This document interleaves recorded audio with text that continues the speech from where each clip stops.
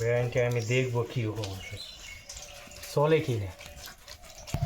Garage থেকে টোটোতে মালগুলো নিয়ে আসলাম, দেখো কী কী মাল। এখন এগুলো আমি পরিষ্কার করবো। মেকানিক চলে এসছে, ও পুকুরে গেল মাছ ধরতে, আমাকে বললো পরিষ্কার করো।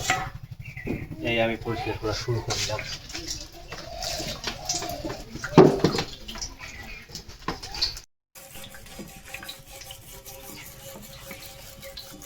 তেল দিয়ে, ডিজেল দিয়ে পরিষ্কার করতে হবে। ডিজেল এইখানে, এই যে দেখো এই দুটো বেয়ারিং ঠিক আছে।